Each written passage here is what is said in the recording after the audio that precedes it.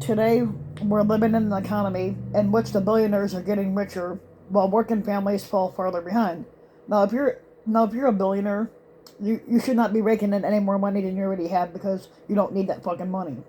Now, unbelievably, 60% of Americans are living paycheck to paycheck, and we now have more income and health inequality than we have ever had in the history of our country. Now, with three multi-billionaires owning more wealth than the bottom half of Americans, employers squeeze workers and their unions for cuts to healthcare and other benefits. The CEOs of major corporations now make nearly 400 times more than the average employee, while the largest employer worker gap in our history. Now, during this campaign, a lot of Republicans talk a lot about inflation, and they are right to do so. But over the last year, Americans have become sick and tired of paying outrageously higher prices for the food, gas, healthcare, prescription drugs, housing, and other necessities. Now, unfortunately, Republicans completely ignore the underlying causes of this, and the few solutions that they do offer would make a bad situation even fucking worse than it already is. Now, during this political season, it's easy to blame Biden and Democrats for inflation, but they're not the cause of it, and that's just not accurate. Now, let's be clear: inflation is not unique to America; it is an international crisis. In Europe, inflation is 11%. In Germany, it's 11.6%. In the United Kingdom, it's 10.1%. In Ireland, it's 9.6%. In America, it's 8.2, much too high, but it's lower than it is throughout most of Europe. Now, the truth is that inflation is to a significant extent caused by the ongoing global pandemic, the break in international supply chains, and the horrific war that's going on in Ukraine. There's another major reason for inflation that too few people talk about, and that is the unprecedented level of corporate greed that we are seeing. Now, according to a study, 54% of the rise in inflation is directly attributable to the astronomical increase in corporate profit margins.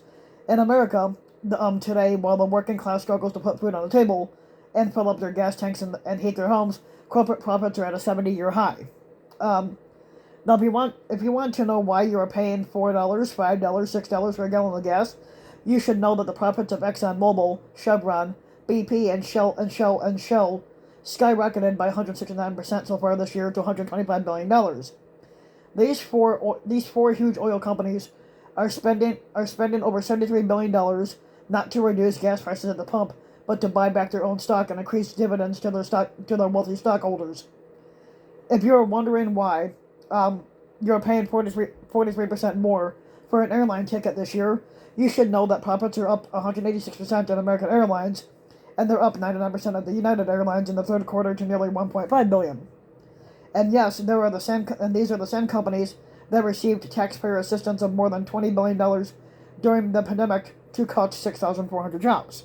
Now, if you were wondering why global food prices skyrocketed by over 33% last year, and are expected to go up another 23% this year, you should know that billionaires in the global food and agricultural business industry became $382 billion richer during the ongoing pandemic. If you were wondering why we continue to pay by far the highest prices in the world for prescription drugs, you should know that Pfizer has increased its profits by 42% this year to $26.4 billion. Now, even though inflation is an international problem, Republicans want to blame the rising prices on Democratic spending, especially the $1.9 trillion American Rescue Plan that was passed back in March of 2021. Now, before you accept this argument, I urge you to remember where we were at the terrible and painful moment in American history. As the worst pandemic in modern history raged across the country, over 3,000 Americans were dying from COVID-19 every single day, and millions, including many with inadequate health insurance, were getting sicker. Doctors and nurses had lacked the adequate personal protective equipment, and many hospitals flooded with COVID-19 patients were on the verge of the collapse. Now, furthermore, as a result of the pandemic, in early 2021, the United States was suffering its worst economic downturn since the Great Depression. 24 million Americans were unemployed, they were underemployed, or had given up looking for work. Hunger in America was at its highest level in decades, but millions of Americans were in danger of being evicted from their homes, and hundreds of thousands of small businesses all over the country were on the verge of going bankrupt. Now, as Bernie Sanders being the chairman of the Budget Committee, he apologizes to no one for helping to pass this bill in the Senate, and without one Republican vote. At a time of an unprecedented health and economic crisis caused by the pandemic, the American Rescue Plan did exactly what a democratic government and a civilized society is supposed to do: respond to the needs of people living in fear and desperation. Now, he apologizes to no one that he provided every working class American and their children with a $1,400 direct payment to get them through the economic crisis that we were all experiencing. He apologizes to no one that he extended the unemployment benefits and provided an extra $300 to Americans who had lost their jobs. He does not apologize to anyone that expanded the child tax credit that provided $300 a month per child to working families so that parents could raise their kids with a modicum of security. He does not apologize to the fact that that they prevented hospitals from closing their doors during the pandemic and fed the hungry, prevented the evictions and foreclosures, and he made sure that every American could receive a COVID-19 vaccination for free. Now, the Republicans continue to criticize the $1.9 trillion American Rescue Plan, but it helped the struggling working class families in a time of economic desperation. Now, it's fair to say that what we are proposing to do if they gain control over the House and Senate, and here's the answer.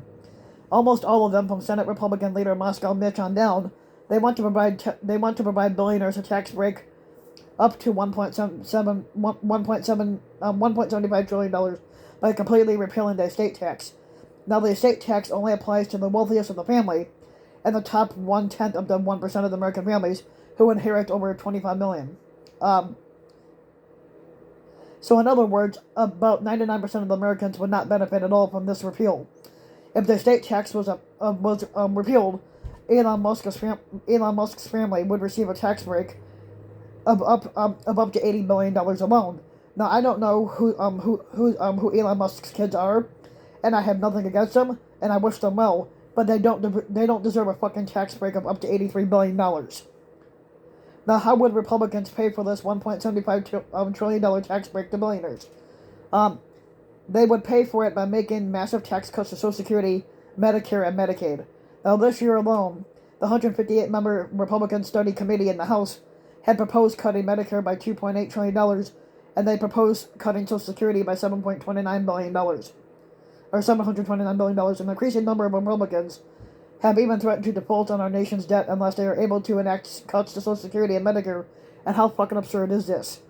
And no, you don't reduce inflation by giving tax breaks to billionaires by cutting benefits for the elderly, the sick, the children, and the fucking poor. You combat inflation by taking on corporate greed and passing a windfall profits tax. You combat inflation by taking on the power of the insurance companies, the drug companies, the fossil fuel industry, the giant food companies, and lowering the outrageously high cost of healthcare, prescription drugs, gas, and groceries. As the longest-serving independent in congressional history, which is what Bernie Sanders is, he says, "I'm not going to tell you that Democrats are perfect because they're far from it. But in a Senate that's evenly divided 50-50, there are at least 2 Democrats who made it clear that they are more interested in protecting the corporate interest and the needs of working class families, and that has got to fucking change. Now, right now, more than any time in modern history, we need a Congress that has the courage to take on the wealthy campaign contributors, the super PACs and lobbyists who work overtime in protecting the interests of billionaires and corporate interests. And that is precisely what Democrats must do if they expand their majority in the House and Senate." So if you like the video, you can give the video a like and subscribe to my channel, RBW King. You can also hit the notification bell so that you'll be notified when a new video comes out. And if you want to support my work even further, you can donate to my Patreon link, which you can find in the about section of YouTube. And for just a little as $3 a month, your donation can help go a long way, and thanks for listening.